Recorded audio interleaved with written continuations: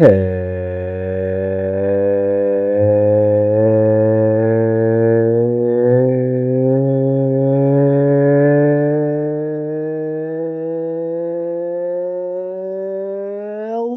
everyone, and welcome to number 100. 100. That's right. We are on the 100th episode of the USA Volleyball Show. We are the official podcast of USA Volleyball. We got the whole team here today. I'm going to kick it over to Steven, though. Steven, how you doing? I am great. It feels like a lifetime that we've been on the same podcast together, so it feels great. I feel a little nervous, too. I don't know why. But I haven't. I don't know why you're nervous. I don't know why. I feel like I haven't recorded a podcast in a while, but it feels great to be reunited with you. How are you doing, Clarence? What? I actually, really quick, I saw your video of PK watching volleyball. That was hilarious. I know. I don't know if you were following the ball or following the libero jerseys. I don't really know.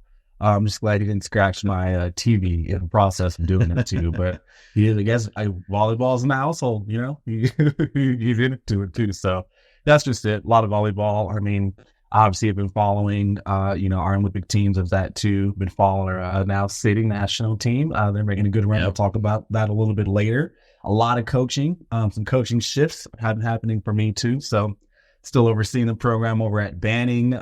We are off to a pretty crazy start. Not crazy, but pretty decent start. You know, I can't remember the last time we've been 4-1, but our varsity's 4-1. Our JV team is 1-0, and then our C team just went undefeated. It is now 4-0 over the past weekend too. So really good start. Really good start. So thank you. Hopefully, as the schedule picks up and gets a lot tougher, a lot more challenging, we step up to the plate, because the goal is to make the regional tournament and aka playoffs for the first time ever. So that's it. And then I am now coaching boys and girls over at the Edge too. So I have the Edge 17 clearance this year, and I also am assisting on the Edge 14 national team. Doing double duty over there this year. Boom, my drop. How do you have time? How do you have time? I don't know. It kind of happens. You're a crazy man. I don't know how you're doing that. I love it though. I love it. It's been a whirlwind of a summer. Really fun year. It's been a full year of just like wild go. I feel like, between indoor, between beach, between sitting, all the events, junior events, senior events, of course, Olympic Games, now the Paralympic Games, as you mentioned as well.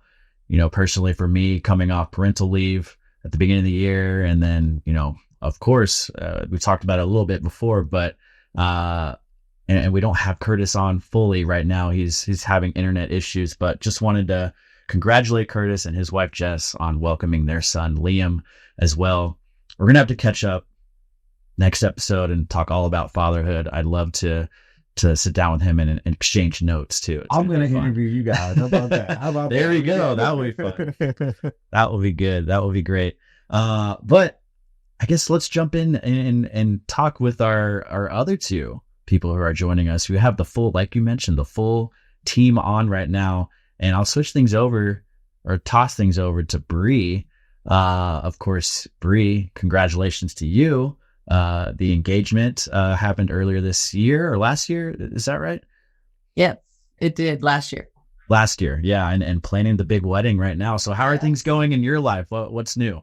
Just planning, working, all of that fun stuff, but exciting stuff nonetheless. So just trying to get things prepared and get ready for the big day. Yeah, of course. I mean, the Olympic Games, Paralympic Games are going on right now, but there's a lot going on aside from that as well. Mm-hmm. And you being part of the marketing team, have your hands in all the different areas of all the different events outside of the Olympics and Paralympics too. So yeah, I'm sure you have a never-ending list of responsibilities and things going on right now. But it is all fun. It's all good stuff. So. Well, I mean, I had a sneeze come. I was going to make a quick little joke and say, Bree, just like all of us on the podcast, you're wearing many hats right now too. So again, like Stephen kind of mentioned, congratulations to you.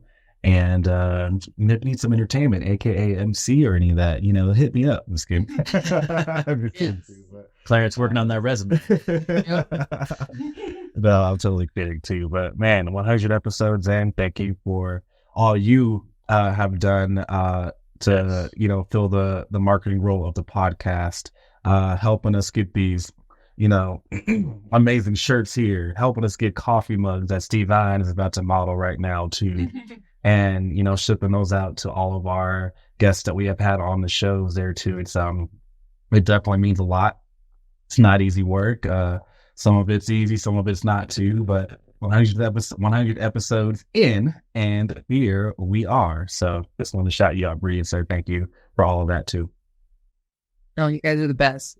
This show wouldn't be happening without all of you guys. So it's all about the teamwork. Teamwork makes the dream work, And of course, I'd be remiss without mentioning, of course, shout out to Laura, our fearless leader.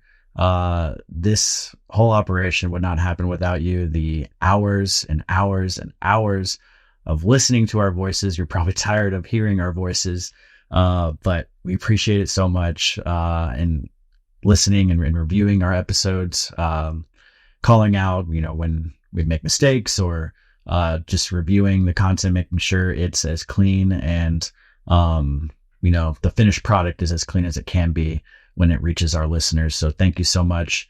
And thank you, of course, for everything you're doing in Paris for the Paralympics as well, including getting the interviews with Monique and Tia for this episode. So thank you. And of course, we're excited to have you back in the States as soon as possible, but keep going there in Paris and go for gold, and excited to cheer you and the team on.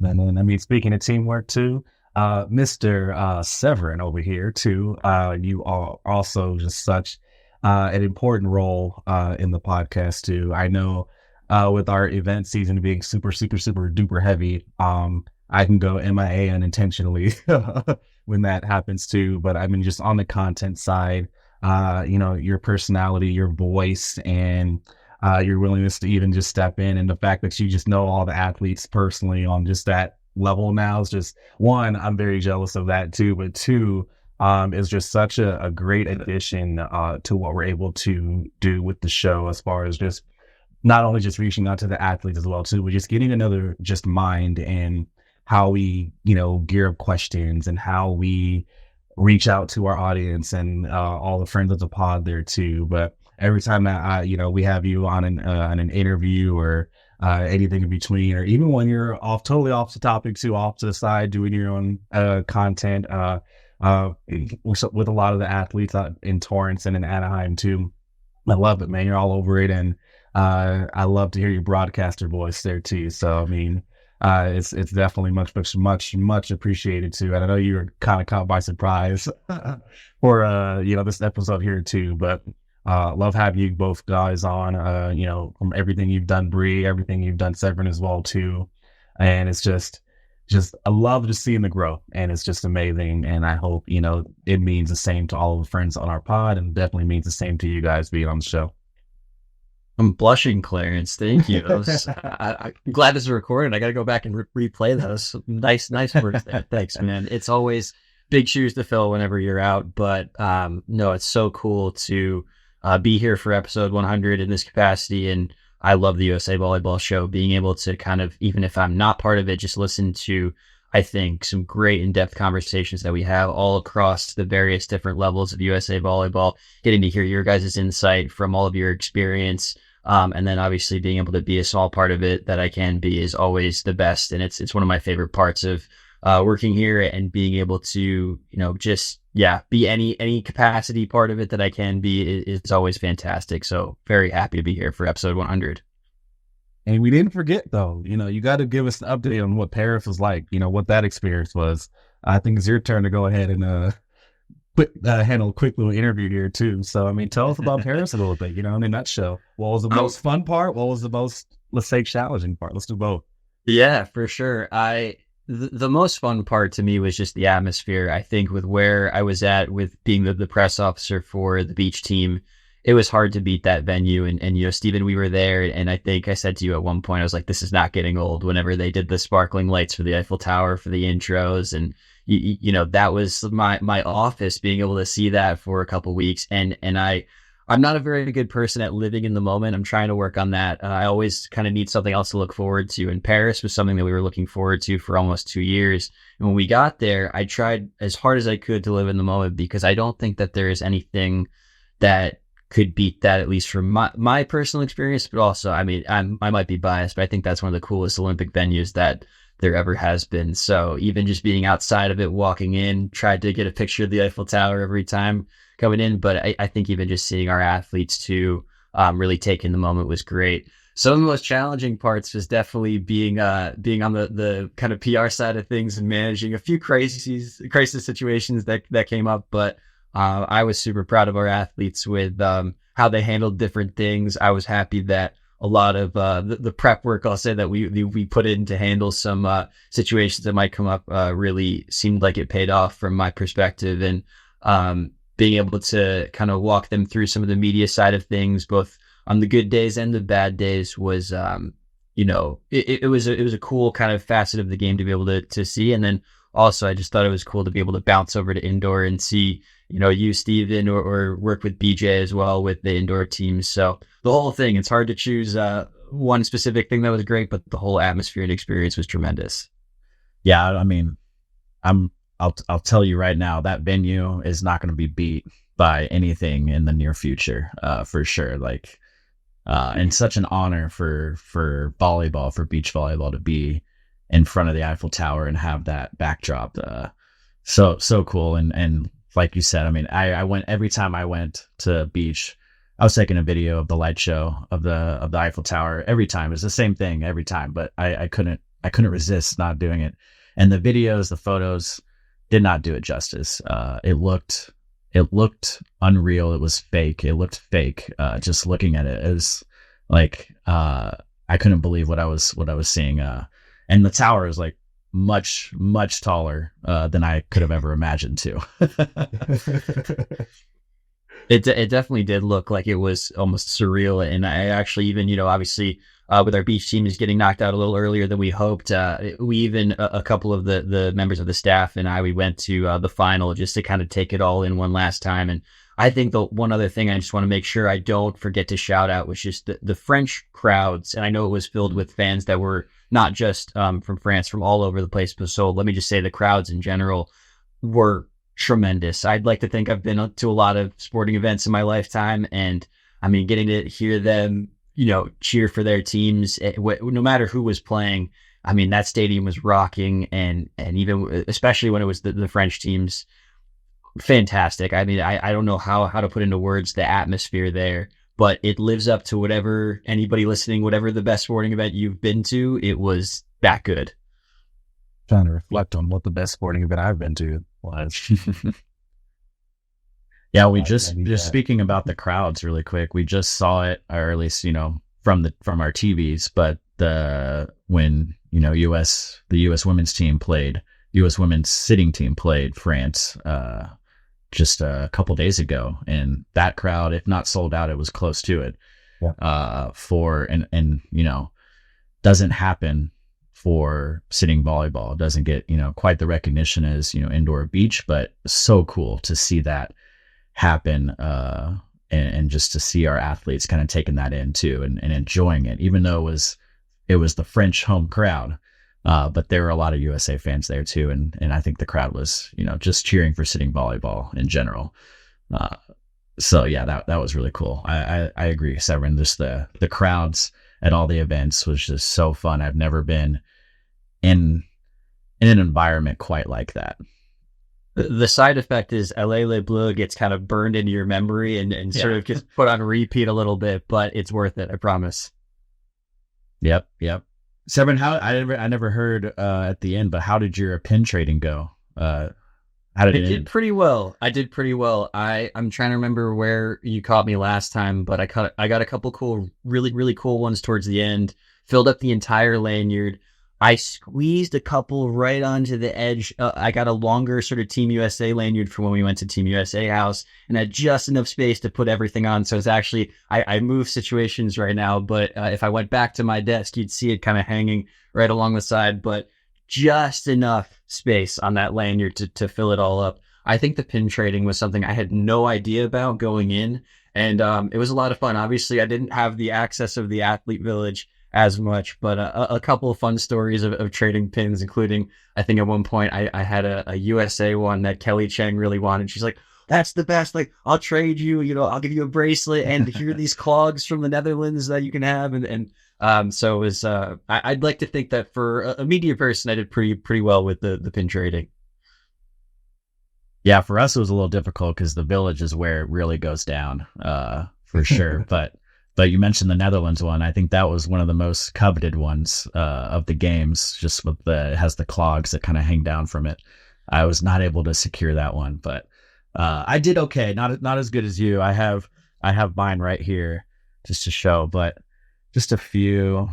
And I think I have a few more just off the lanyard, but I think my favorite from here is the Colombia one, or actually this one's, I like the Team USA GOAT one too. That was a good one. It's a really good one. That's good. But where's my Colombia one? Oh, here it is. It's I love coffee, so it's just like a little coffee. See, you may not have as many. I think you do, but even if you don't, that you have, like, I think the cooler symbols for the pins there. We'll have to compare in person for sure. I have a lot of Team USA ones, but they're all different, so that's cool. And then this one, Stanford one, is just a fun memory. Getting to meet Andrew Luck was so awesome. Of course, he's if you didn't catch it on social media, he's a former classmate of Eric Soji at Stanford. And so they connected early on in the games. And then Andrew wanted to come out and check out practice, and he was doing a lot of content for Stanford. And such a nice guy. You would have never guessed he was a celebrity. He just showed up with his 2 young daughters and was just in full dad mode and full USA Volleyball fan mode too. He loved watching the guys practice, and even got to pepper with Eric at the end of practice too, which was really cool. And the Stanford tree showed up as well. Mascot.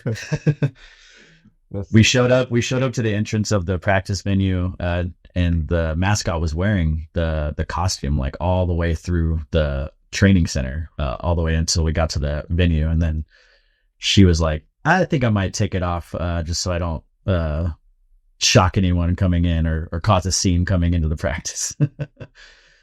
But yeah, that was fun. Just so many great memories that we'll just, probably continue talking about as we go on from here. Episode 100, 101, 102, we'll keep remembering the games. And, as we look forward to LA, we'll draw back on these experiences too.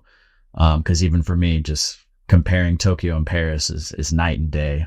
To get that full experience in Paris was so cool. And just to see the athletes experience the full games again, and have their friends and family there was it's really cool, and just kind of brings up the emotions too, even now just talking about it. So I'm gonna hand it over to Clarence before I start crying. Man, where do we pick up from there? Yeah, I love living through your stories there. I mean, from what you had to share from Tokyo, what you both were kind of sharing and have experienced in Paris, just kind of sets the road. I mean, I know we're still going through Paralympics right now as well too, when fully behind our sitting team as a quest for another repeat too. Fingers crossed there. And again, we're gonna get more.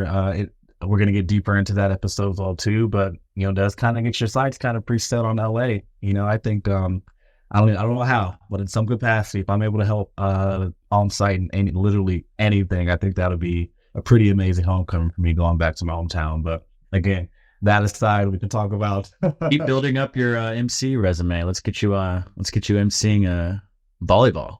Hey, might see me MCing a little bit more at Girls Internationals this year for 2025. Shout out to Molly Crockett, who doesn't know that she's going to be hiring me on as one of the announcers. She's gonna roll her eyes at that comment too, but we'll see. I'm definitely at open to see your endeavor too, but again, we'll talk about that. But I think before we move on into the episode too, definitely one more shout out. Definitely goes to our producer Curtis Ward. I mean, there's someone who's going to be the heart and soul of this podcast. It is that gentleman right there. I know you're having internet issues, Curtis. I hope you can hear me properly. Even PK wanted to jump on and include himself in the shout out too. But I mean, our episodes aren't going out without you. You take the time to, reach out to, the vast majority of our potential guests. You're helping brainstorm with Laura on overall content and in the direction we should continue to go or newly enter. And you've jumped into interviews when needed. You've jumped in to do literally any portion of this podcast that needs to be filled in order for our episodes to even have had a chance. Looking down real quick.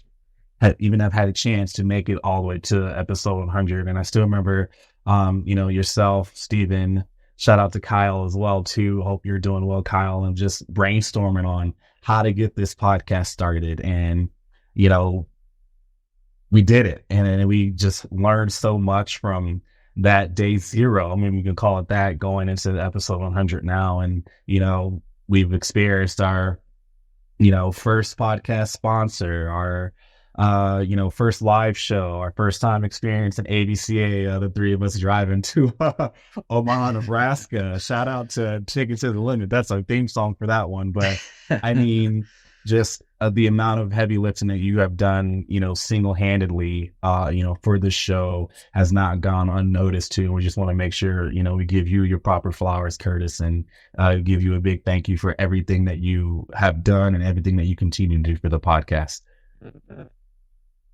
If I ever accomplish anything in life, I want Clarence to introduce me on stage. Just speaking from the heart, man. You're talking about. I love it. I'm trying to keep laughing. So you guys don't see anything here too, but it really loves me a lot. It really does. Yeah, yeah. We've. It's pretty incredible what this podcast has done, and you touched on it, just starting from day zero. And I was brought in a little bit later from the early brainstorm sessions, but yeah, shout out Kyle Soljan for kind of getting us off the ground there at the beginning, and Curtis too, and then bringing Clarence and I in to host. It was an honor to even be considered to doing that. I wasn't sure about it at first because I was like, I can't do this, but Clarence being next to you doing it makes it a lot easier, and I love doing it too. This is a fun team, and so excited for what is to come. But you touched on it a little bit, some of the memories from the past, so we want to jump in and talk more about that. But before we do, listeners, we are going to check in with Laura Fawcett, who's in Paris right now on the ground with our Paralympic team, the U.S. women's sitting national team. She sits down with Tia Edwards and Monique Matthews. Great conversation between the three of them. We're going to get to that, but and quickly before we kind of switch over back to talking about our favorite moments, but congratulations to our U.S. women's sitting team for making their 6th straight semifinals at the Paralympic Games after sweeping Italy this morning at the time of us recording on Tuesday morning. But such an awesome achievement, a historic achievement as well. And we're so excited. We're rooting for all of them. Go USA and go get that gold. It's going to be fun watching them in these next couple matches. But chills. I know, pretty cool. And incredible for them too to just bounce back, after that first that tough matchup against China in the first match. I don't even know how that was the first match of pool play. That's a final for sure, as we've seen in the last 2 Paralympic finals. But we're gonna get right back into Paralympics. So let's go around the room here and just talk about favorite moments from the pod. Bree, do you want to kick things off? Yeah. Let me start off with my favorite memory was when we did the tatted cover promo video. I think that was kind of when I first started. The promo, not even an actual live show. Not even the live show. Oh my God. Promo. The plan. The plan. And just, being with you guys and brainstorming and just all the fun, ideas that we got to bounce off each other because we're never really in person like that. So that was one of my favorite memories. It's just a lot of fun to just kind of be with you guys, goof it off. But, it was really successful event. That live session, I wish we could do more. But, if we want to do a promo or have me plotting things in the background again, just call me up and I'll be there. That was your like kind of introduction to the pod. Just being, that was so funny. Just you in the corner of the room, like I like it. Good plan. Perfect. It was awesome. Yeah, that was one of my favorite moments. Yeah, the promos are so fun. We need to find some time to shoot some more. We'll put about 3 in a row, man. I think. Yeah. I remember the first one. Oh no.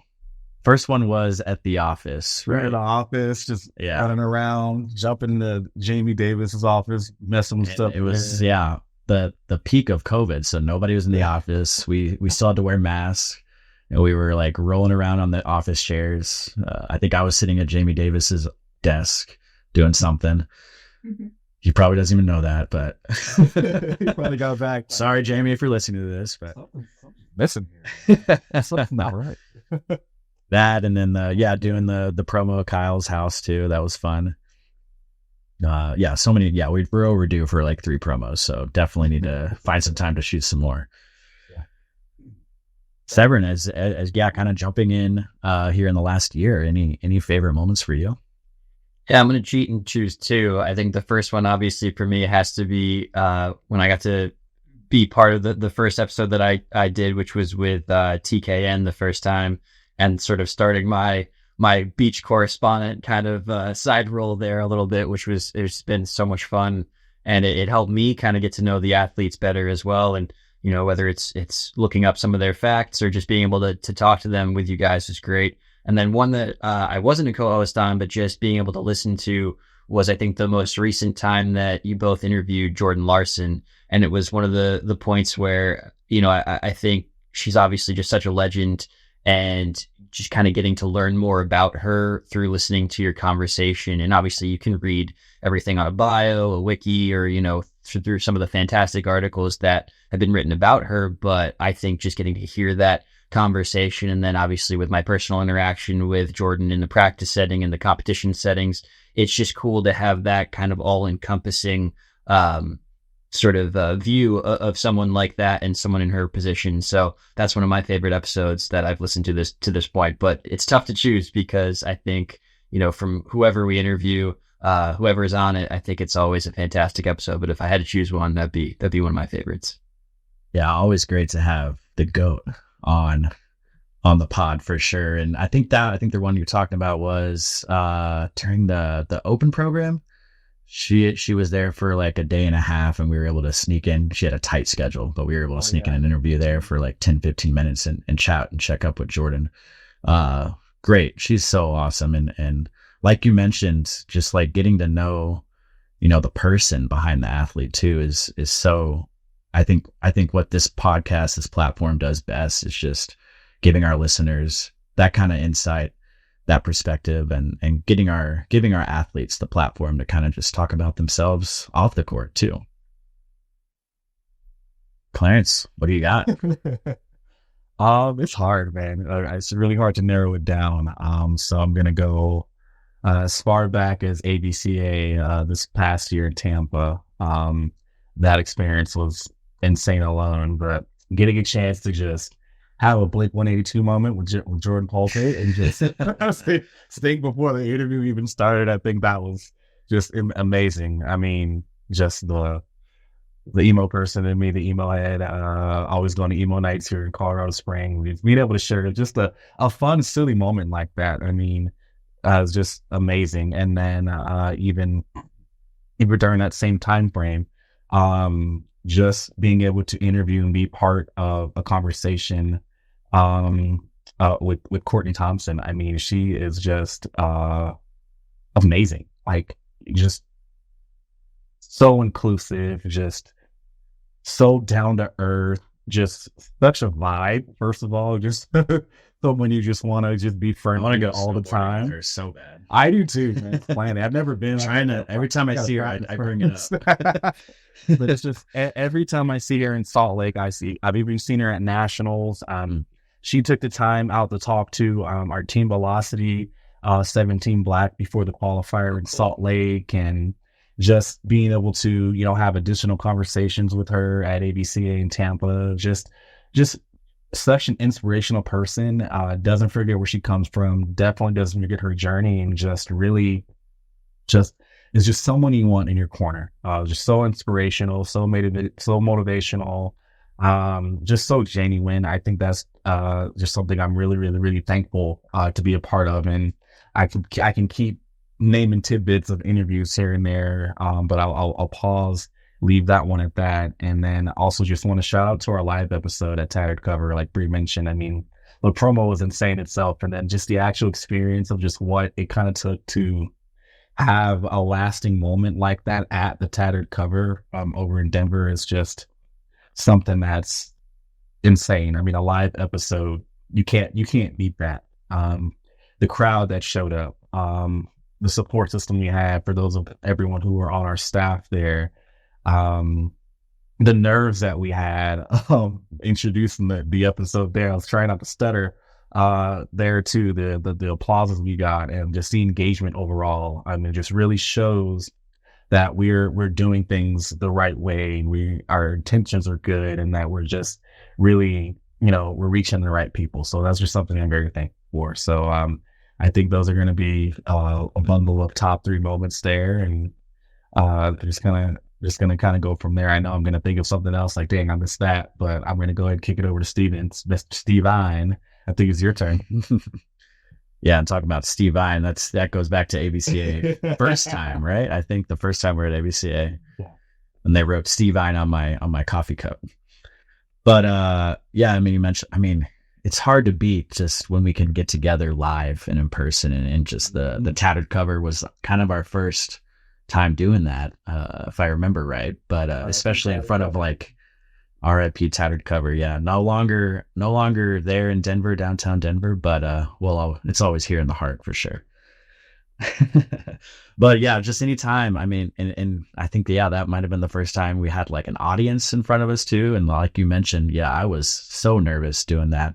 I had my whole family out there, my wife and her parents and siblings were all there. It was yeah, it was pretty surreal that we got that opportunity to do that. And of course, having, the old CEO, former CEO Doug Beal on the panel too, to chat with him. Chris Marlowe, like, come on, like, that was crazy to have a legend like Chris Marlowe there. Of course, 1984 gold medalist, an Olympian himself, but also hometown broadcaster or for the Denver Nuggets too. So cool. I know my brother-in-law was so hyped to be there in person and see him and get to meet him too. But yeah, and then thank you. While we're talking about it, thank you, Sean Murray, for reaching out to give us that opportunity to promote your book, If Gold Is Our Destiny, and then having that awesome moment that I will never forget too, being at the Tattered Cover doing that our first live show. And then, yeah, just any time that we can get together in person, whether it's ABCA or like, I mentioned the open program too, anytime we can do it in person, it's just got a different energy, a different feel for it. Even, Sevrin, just doing the interviews like in person in Paris was so cool. Getting that opportunity to talk to our athletes and in that Paris environment, Taylor and Aaron, and then you chatted with Miles and Andy, like you just can't beat that. And it's way different than doing it here virtually in person or virtually through the camera. But when you can actually sit next to the person and we can sit next to each other and be in the same room, just, you can't beat it. And I hope we can do much more of that going forward. But just, all the guests, Sevrin, like you mentioned, all the guests that we get to chat with, and just to get to learn about them, on a personal note, and just talk, I think of them more as just conversations. We're kind of interviewing too, but try to have just, genuine conversations with our athletes, and hope that the listeners can kind of take away from that and get to know about those athletes, so that the next time they see them on TV and they're cheering for them, they know a little bit more about them, off the court. So, so many guests. I can't believe we've had, it's not exactly 100. Actually, it might be more than 100 because we've had double ups, or we had, 2 or 3 guests on shows, but might have to get a final over 130. Ooh. Curtis just said 130 guests. That's wow. He was already on it. He already had that number ready to go. 130 guests. I think we're approaching. We might be close to 90K. Curtis is probably going to chime in right now. 90K downloads. It's incredible what this team does. He's confirmed around there. Almost 90K downloads on the podcast, 100 episodes. It's incredible. And for me, when I'm away from the show too, just getting to see what the team does, from that different perspective too, and putting together the episodes. 'Cause, it's a lot of work. It's a lot of work, a lot of moving parts. This isn't our main job at USA Volleyball. We all have other things we're responsible for, but I love that we can find time to do it and put this together. It's a lot of fun for sure. Chills. Yeah. We have to talk. I mean, I think we already mentioned it though, but the merch too, like getting our own merch and getting to wear that out in public, like so cool. I'm like, what a flex this is. When I coach, I just throw this on. So I'm like, yeah, Coach, what's your shirt? Well, look it up on any wherever you get your podcast from. Video episodes on your voice. I like to. They're like, shut up, Coach, but whatever, it's fine. But yes, amazing. Yeah, shout out Bree again for making that happen. It's so cool to have our own merch and get to hand it out to my family too, which is fun, and get stopped all the time, asking about the podcast too, and really cool. And I just off the top of my head, Tama Miyashiro always wears the podcast shirt, but I've seen so many other people too rocking the podcast shirts, which is a lot of fun to see that. Yeah, these shirts are so soft, and I'm glad that everyone wants them. Shout out to Zuno on that one. Yes, thank you. Product. These are like the best t-shirts. Mm-hmm. Hope to get you guys are open to USA Volleyball Show Mizuno hats right here. I mean, we're not gonna not wear them, I'm just saying. Man, yeah, so great to just reflect on the last 3 years and 100 episodes.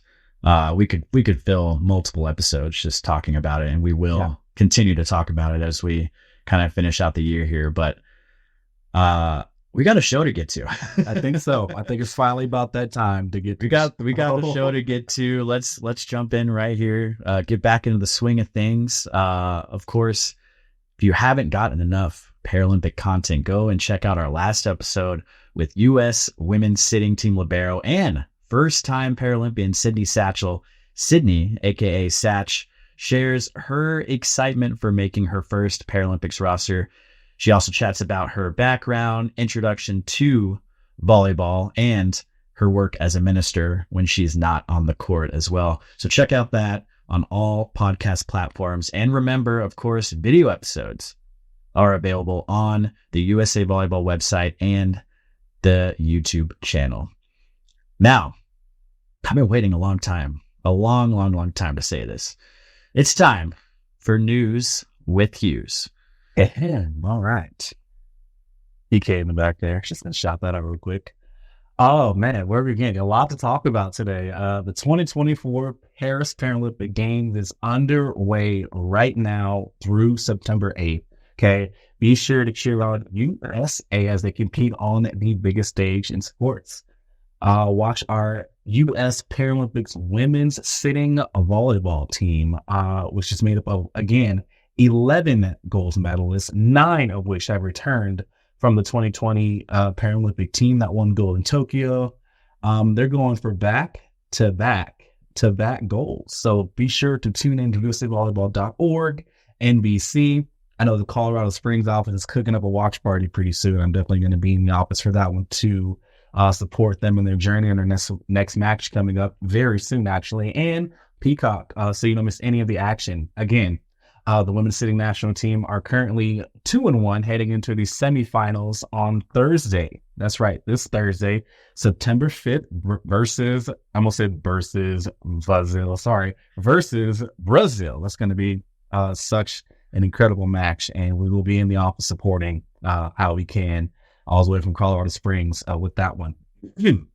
But we're not done with the news yet. Congratulations to friends of the pod, Miles Partain and Annie Benesh, for winning the AVP Chicago Open over the weekend. They defeated Taylor.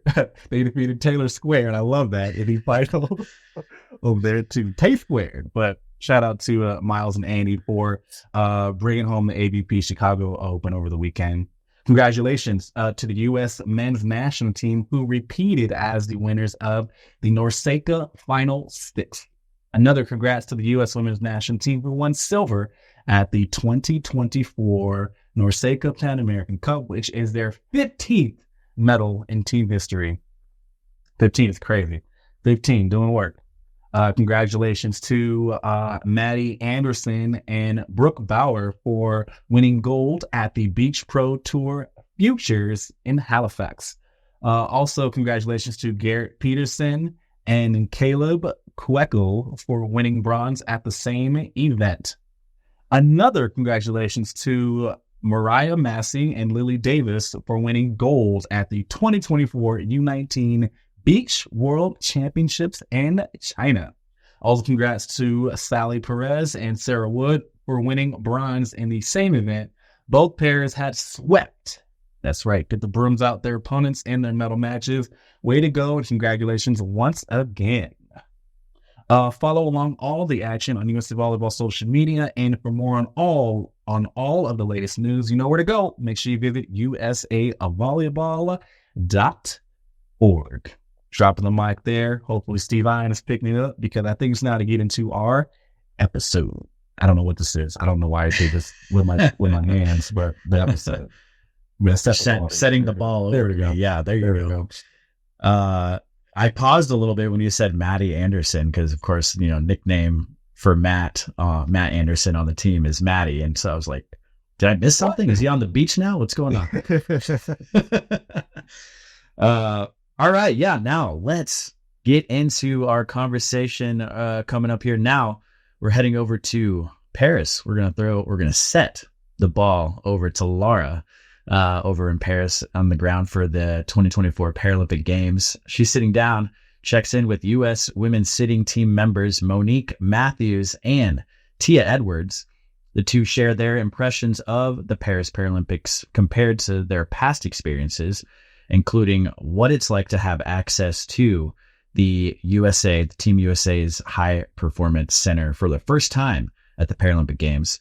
They talk about Paris sightseeing, one souvenir that they want to leave with, and more. So let's get right into it. Here's Monique and Tia. Welcome to the USA Volleyball Show in Paris. This is episode 100. Live-ish from the High Performance Center in Paris for the 2024 Paralympic Games. And I am with Monique Matthews, team captain of our women's sitting team, and Tia Edwards. This is our first time on the pod. You guys are pod newbies. We are. A little bit nervous? Maybe. You liar. You can cut that out. It's all right. No. None of us are really used to being on camera, so it's really okay. Monique, this is your fourth Paralympics. Tia, your second Paralympics. Starting with you, how does this compare to your previous experiences? Well, from the last one, for sure, it's way different because we have a big crowd now. So it's just more energizing on the court than looking up and seeing empty seats. So that's a good boost for any team playing because you get the crowd behind you. And when you make good plays, you can hear the roar and it just builds you up more. But so far, Paris has been amazing. Like the village and everything, we've been treated well. And we're just looking forward to continuing to get to play. Great. And your last Paralympics was Rio. Yeah. It was 8 years ago. How much do you remember about that in the comparison to what it's like now? I do remember it just being like my first games and like not knowing anything was gonna happen. I was so fresh and like so young that I just like really didn't pay attention, I guess. But I do remember getting booed at our first game, and I was like, "What is happening?" But yeah, other than that, like I do remember it a little bit, but not like in detail, like compared to like me paying more attention now. So. And we're at the High Performance Center, which is run by the U.S. Olympic and Paralympic Committee. The Olympic teams practice here during the Olympics. How has this been being out here with a practice facility? You guys also stayed out here your first week. I actually like having it to ourselves. We don't have to pick up and tear down and things. Hello, Bill. And just having like our space to ourselves and like being able to like intensely train here has been really cool. How does this compare with being in the athlete village? It's a lot more calm here, and you can not much walking as well. So it's good time to like get recovery done and then focus on like team stuff. And like she said, like we can practice when we want. We don't have to do a time that's only available. So it's much more calm, and it's just a good way to regroup and then get back out there. Now, you guys got one day where you got to tour Paris. Did you have a favorite thing that you saw? Honestly, I liked it all. Like seeing the new stuff is just fun for me. Just experiencing the culture and then the history of Paris and the artifacts. I liked everything. What about you? Obviously, definitely like the Eiffel Tower, but I guess just experiencing it all with my like friends and things. Just missing out on the last opportunity. Like I think that it was just fun, just being around my family again and enjoying the moments with them. And Tia, you did walk in the opening ceremony. What was that experience like? It was so cool. I don't know if they had an opening ceremonies for Tokyo, but I do remember Rio's, and it was just like, it was so much fun. I enjoyed it so much. So, yeah. Great. You guys, this will come out Monday. By then, you'll have had 2 matches. First match against China, a loss, but that seems to be a tradition. You guys have, this team has never beaten China in a pool play match in the Paralympics.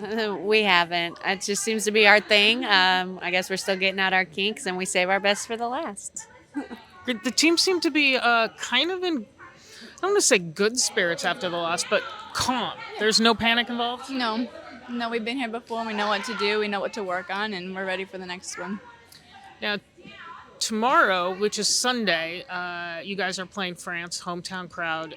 It could be a sellout. Is that exciting or nerve-wracking? It's exciting. I'm excited to hear the crowd for their hometown. It's always fun to play the home team just because it's a different atmosphere. Like, you just can't replicate that any way you do it. So it's always a fun game. It seems like that from the Olympics that this is one of the first times that we're really seeing a huge amount of hype for the Paralympics. It's bigger, the media attention. It's like people are finally getting it right. We've heard the sitting gold medal game is already sold out. Almost 2 million tickets has been sold. How does that make you feel, to feel like people are paying attention as they should have been for a long time, but they're finally getting there? This makes us feel more included. I think that the Paralympics and just people with like the disabilities and the adversity that we have to go through, it's really cool to like see everyone and their potential. We're no different. It's fun to have a challenge, and I think it's really cool to see everyone else's challenges and abilities. Let's just do some fun questions. If you could get one souvenir here besides the gold medal, Doesn't count. What would it be? That's a hard one. I already got an Eiffel Tower to take home, so it's a village store. So I think I already got it. What about you? I collect like magnets, like for your fridge and things. So I want to find a really cool magnet. Village high performance cat. Yes. Who has hung out with the high performance cat? You're a big cat person. I am. Snowflake. I have several pictures on my phone. I pet him any chance I get. It's just the cutest little cat. It is. I just took a picture today. So what about you? No. I'm terrified of cats. Terrified of cats. No. What if there had been an HPC dog? Would that have been better? No? I'm not an animal person, honestly, but... Okay. I might pet the dog, but definitely not the cat. Good. Let's just do one important final question. You know what's coming. If you haven't seen Monique's TikTok, she has invented the pocket snack. And you know, what's in your pocket? What's the best French food to keep in your pocket and pull out for a later date? Baguettes. They stay pretty fresh in your pocket. But in the village, it's all about having a pocket full of pins because everybody wants to trade. You been doing any pocket snacks? No. Muffins, chocolate muffins. I keep them by my bed. You know, anytime you guys want to sneak a chocolate muffin out, I got you. I would love to try it. They're good. So, yeah. Thank you. Yeah. That's it. We have got some awesome demos going on in front of us with our sitting team and a bunch of Team USA content creators and other Paralympians. So we're going to let these two go and go have some fun. Thank you guys for joining us. Thank you. All right. Bye. Thank you, Laura, for taking the time, for finding the time to chat with Monique and Tia over in Paris. I know all three of you were very nervous. I think it was Monique and Tia's first time on the podcast, but you all crushed it. Incredible conversation. Thank you so much, Laura, for doing that. And thank you, Monique and Tia, for taking the time. I know in the background there were some content creators at practice, doing a little sitting volleyball experience with our athletes. So appreciate you taking a little bit of time away from that to chat with us, but loved hearing, the impressions of the Paris Paralympic Games, especially, Monique and Tia, looking back at their past experiences and how cool it was to be, or how cool Paris is for them, getting, from the opening ceremonies to the village to, of course, they mentioned Team USA. They have access to Team USA's High Performance Center. So I spent a lot of time there at the Olympics. I was there every day, and it's so cool. It's such a great facility, from the court areas to the weight room, the recovery centers, the cafeteria. I mean, Sevrin, you can talk about it too. The cafeteria was bomb. I try to eat at least 2 meals there every day. But yeah, great hearing from Monique and Tia, and Laura too. We miss you, Laura. Glad to see that you're doing well in Paris, and keep going. We got 2 more matches left, and excited to see the team go for gold. Let's go ahead and pause and take a brief moment and talk about Monique being a cat person. Hello. Thank you very much there. PK left the background there, but definitely shout out to the cat people in the world there.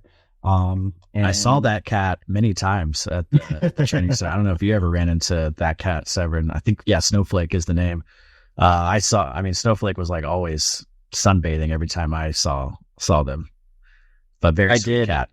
It stopped Kelsey and I think Haley in their tracks on their way over to the training center at one point. So Snowflake was popular. Yep. What a name. Wonder how Snowflake became of that. But hey, it is what it is. Cats sunbathing, love animals, and definitely a great moment out there too. But I'm so happy and so excited to be able to jump into the semifinal match and support how we can. We're from right here in Colorado Springs, and I'm still wanting to get in and try sitting volleyball. I mean, Steven, I mean, Denver. If it doesn't happen in Denver, it's never going to happen. Altitude Fitness, right? Altitude Fitness. Let's go. Altitude Fitness, baby. Let's go. We need shirts. We got to start working on it. Got to start working on shirts. We need to start recruiting. So we need like cool shirts or jerseys, something to like I can get some players.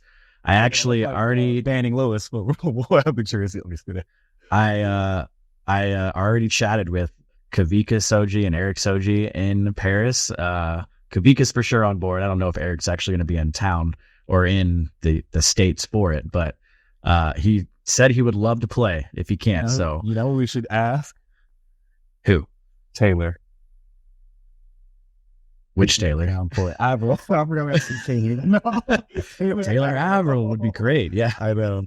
I know. You're right. Let's take there. Taylor. Oh, which Taylor we talking? We got 40 of them. I think I've talked about it before, but like one of my favorite moments or memories from USA Volleyball is seeing the men's. There was some event going on in Orlando. I think it was Orlando or maybe it was Columbus, one of the two. But the U.S. men's team, indoor team, scrimmaged the women's sitting team in sitting volleyball, and it was so cool to watch and see that crossover. And both squads were just having a blast and loved it. Eric he brought it up when I asked him if he would play sitting with us. He brought that up too. I'm just wondering what we have to do to, one, make the scrimmage happen again, and two, make altitude fitness happen again. I mean, Sevrin, Bree, what are y'all doing in late May of 2025? I mean, this is the pond. You got it to me again. Sure. I know. There's no excuse. Fly me out. I'm down. Let's do it. I'm in. Altitude fitness. Altitude fitness. Gotta do it. I've been sitting on that. No pun intended. I've been sitting on that name for a long time. I've brought it up many times on this podcast. And I think it's so great. We need to make it happen for sure. And no better place to debut than Denver at Mile High. Let's do it. Trying to find a player party venue location as we speak too. Already trying to do that a year in advance, but I'm in. And then Clarence, if you're doing a standing team too, let me know. I'll libero for you. I would love to. I gotta check the you gotta check the schedule too. I know you're busy. I definitely want to running the event, but I definitely want to put together a standing team. And if we make it a final, I'm gonna have to dip off and announce. But take that. Just mic up while you're playing. Oh my God! I don't know if you want to hear that. I hope you hear the words that are coming out of my mouth as that too. My high school team in band, they started micing me up sometimes. They're like, "Coach, you should be mic'd up." You've heard me in huddles. Not that I curse, none of that. It's just very intense, very straightforward. I think that'd be, what? Forget it. I might be mic'd. Let's mic up everyone. Everyone playing on every premier court, whether it's full player or not, we're just micing everybody up. I think that'd be insane. I know Curtis isn't on fully right now, but I know his brain is just going a million miles an hour with ideas. So he's ready to go, I'm sure. Well, yeah, thank you again to Monique and Tia. And of course, special shout out to Laura. You're doing great things out there. Thank you so much for all you're doing. And of course, getting this conversation with Monique and Tia, and just giving us and the listeners a little taste of what it's like there on the ground for the Paralympic Games in Paris. Good luck to the team as they continue here in the next couple matches. Go for gold. Let's do it back to back to back. The three-peat. We're already ready to push those shirts out. Let's do it. Bree's nodding her head. Yeah. But let's jump into our upcoming events. Of course, the 2024 World University Beach Championship, September 2nd through the 8th in Brazil. The 2024 USA Volleyball Men's Beach Collegiate Challenge, September 13th through the 15th in Owings Mills, Maryland. Good luck to all those athletes, all those participants competing. More details on all upcoming events can be found at usavolleyball.org. It's definitely back into event season. I think that's an old text there from our run of show, but we're definitely back in event season for sure. Oh, I think we're on to the pro side of things now. Man, okay, no complicated names. I'm very happy to get this all underway too. But like I mentioned earlier in the news of Hughes, the Paralympic Games is taking over TV and conversations across the world. Remember, it is running right now through September 8th. Set all your reminders. Download the Paris 2024 app. It really helps you keep in keep up with all the updates and news there. Set all the alarms you need, record all the matches you need to, and make sure you cheer on USA while they are in Paris right now. Watch other sports. I know we're the USA Volleyball podcast, but I just want to shout out to all the go ball that I've seen over the weekend. Such an insane sport. I mean, just, you have to wear, the special, blinder goggles there.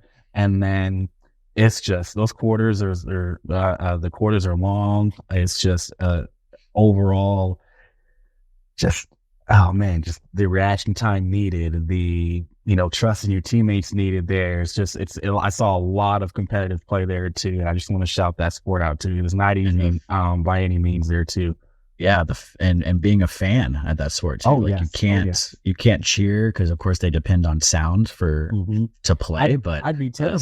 So interesting. I know, crazy for it. I would be awful. I'd be kicked out right away. My God, you've seen those the old sitcoms where they throw the rag doll across the room and it's like the actual person or whatever. Yeah. And then you security's doing that. Security still even up the venue. Exactly. No, but I mean, just insane. I mean, just the patience, yet just alertness you need for a sport like that. It's just incredible too. And then I saw a little bit of shooting as well. I mean, just insane. I mean, this can't be it. I mean, just support where you can, learn about the sports that you didn't know about, and continue to support the Paralympics again right now through September 8th too. So much more happening. So make sure you keep up with everything. And once again, circling back to volleyball, the U.S. Women's sitting national team has qualified for the semifinals that we talked about in the beginning. You can see Monique, you can see Tia compete in the semifinals on Thursday, September 5th, as they play Brazil. It's going to be a very, very, very good match, a very competitive match. So be sure to tune in and support our sitting national team as they make that run, like we mentioned. There's also several Beach Pro Tour future events happening, so make sure you check out the calendar at usavolleyball.org for more details. Listeners, remember, you can rate, review, and share this podcast with your friends, families, teammates, and everyone across the board you want to have experienced this podcast, because it really, really helps this show grow and reach new listeners. I mean, show 100, again, we don't have this podcast continue without you all listening and downloading and giving us feedback and being friends of the pod yourselves too. So we are so thankful to have experienced these last 3 years, not only with each other on staff, like we mentioned, and our guests, but with you as listeners as well too. So thank you. We literally could not do without your continued support. And remember, check out our video episodes on our website and on YouTube. If there is a show, maybe episode 101, episode 150, whatever it is. But if there's an athlete you want to hear about or a topic you want us to bring up so you can learn more about, or maybe of a club that should be featured as we're heading into club season. I mean, we start boys practices literally this week for boys club, so it's coming up super quick. But you can email us at the usav@usav.org and let us know how much you're loving the show and what you want to hear about. We will definitely take the time to make sure your topics are featured on the podcast. And remember, as a reminder, new episodes are dropping every other week. Until then, thank you all. Thank you, everyone. Thank you, everyone on this call. Thank you, all of our athletes we've interviewed. Thank you to all of our club personnel, our officials, everyone in between that I maybe missed with this shout out. Thank you all for listening to literally 100 episodes and over 130 interviews of the USA Volleyball Show podcast. Yes, we are the official podcast of USA Volleyball, but we hope to continue to be that for more years to come and many more episodes to come. So thank you for having us. This has been the USA Volleyball Show with Clarence Hughes and Stephen Munson. Produced by Curtis Ward. Our content producers are Sevrin, Lavenstein, and Laura Fawcett. Our marketing lead is Bree Jacox. If you enjoyed this podcast, be sure to rate and review. And if you haven't already, please subscribe to the USA Volleyball Show on Apple Podcasts, Spotify, or wherever you listen to your podcasts.